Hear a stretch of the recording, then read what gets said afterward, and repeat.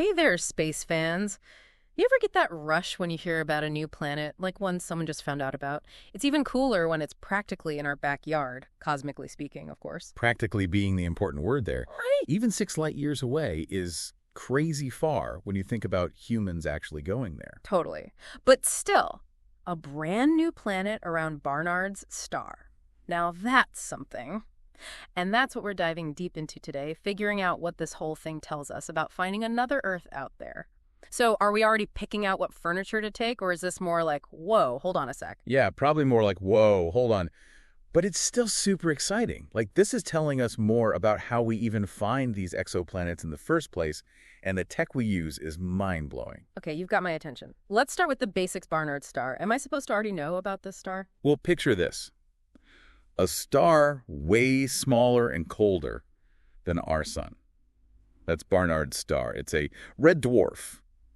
And get this, it's the closest single star to us, which is why astronomers have been looking at it for ages, you know. So it's like that neighbor we've been meaning to have over for a barbecue, but just haven't, huh? Yeah, maybe. But now it's like they're throwing a huge party we can't miss, because they've got a planet we never knew about. Barnard star B. Barnard star B, huh? I get it. Okay, but like, is this thing huge, tiny? If Jupiter's on one end and Earth on the other, where's this new planet fit in? That's the really awesome part. It's got to be at least half the mass of Venus, we think. So think about that. One of the lightest exoplanets we've ever found. That's what we're talking about. So, smaller than Venus then, zipping around a star that's already cooler than our sun. What about its orbit? Does this planet take it slow, or is it more like a race car driver? Buckle up, because this thing, it goes around its star in just over 3 Earth days. Like, every 3 days is your birthday. Whoa, that's a short year. But finding something like that, so small, so far away, that can't be easy, right?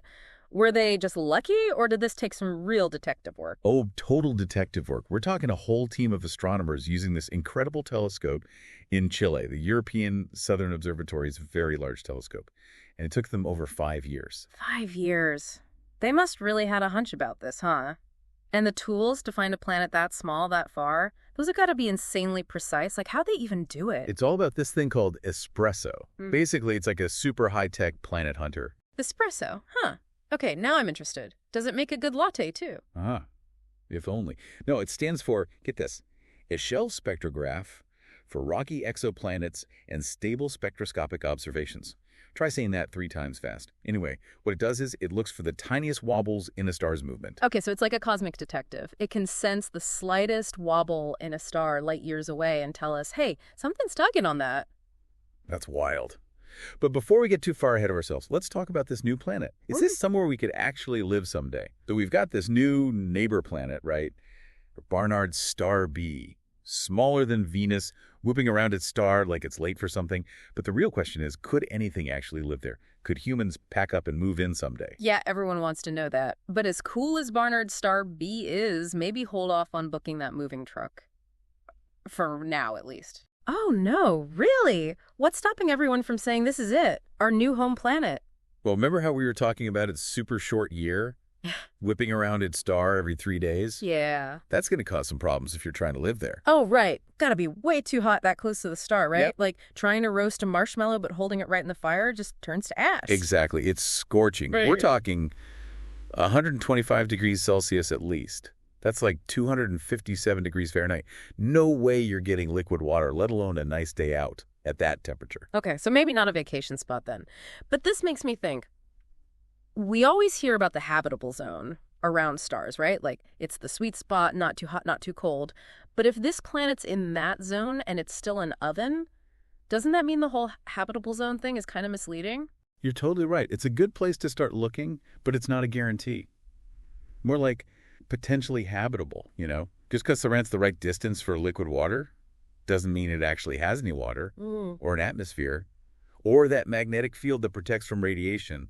All that stuff matters too. So it's not as simple as right place, right time, huh? There's a whole checklist for a planet to be livable, like finding a house, right? The location's great, size is perfect, but then you get inside and no plumbing, the heater's busted. That's a good way to put it. It's the details that make all the difference. Like, what's that atmosphere actually made of? Can we breathe it? Is the planet volcanically active? Does it have a magnetic field like Earth's to shield it? We got to know all that. Wow. So much more to it than just the distance from a star. It sounds like finding a true Earth twin is winning the cosmic lottery or something. But even if this one's not going to be our new home, finding it has got to be a big deal for astronomers, right? You bet it is. Finding something like Barnard's star B, even if it's not, paradise, that's still huge for scientists, right? What makes this such a big deal? Huge. Think about it, a planet that small around a star that's so different from ours. It's like, okay, those kinds of planets are probably out there way more than we thought. Barnard star B, it's like proof. Shows us these little rocky guys, the ones that could be kind of like Earth. They're orbiting stars right in our neighborhood. So even if we're not mailing ourselves over there anytime soon, it's a good sign in the search for other Earths, right? Like finding one little breadcrumb. Maybe there's a whole trail. That's it, exactly. Yeah. And the tech we're building to find them, like that espresso thing we talked about, it just keeps getting better. Speaking of espresso, you said it can pick up those tiny wobbles in a star. Can it tell us anything else? Like, is there water on that planet or even, life? So espresso's great at finding the planets, but to really study their atmosphere, we need something even bigger.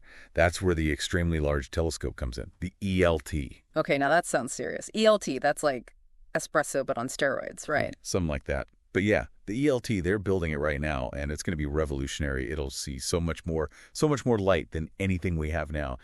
We'll study the air on those planets, like Barnard star B, in crazy detail. We could be talking about detecting actual chemicals, water, methane, oxygen, the stuff that says, hey, maybe something could live there, or already is. Hold on, so you're saying, like, in our lifetime, we might actually know if there's life out there? For real? That's the dream, right? The ELT, other telescopes like it being built. Yeah.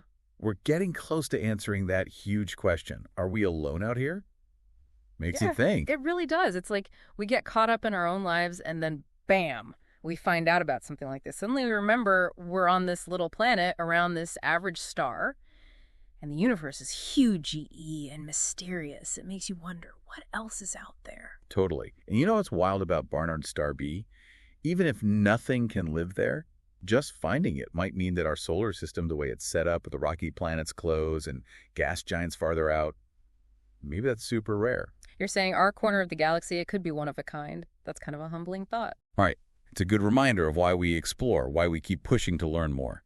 Never stop asking the big questions about where we fit in all of this. I love that. So no moving trucks to Barnard's star B just yet. But finding it, that's a huge step in figuring out our place in space. The universe is full of surprises. Who knows what else is waiting to be found? That's what makes these deep dives so amazing. Thanks for exploring with us, and until next time, everyone, keep looking up.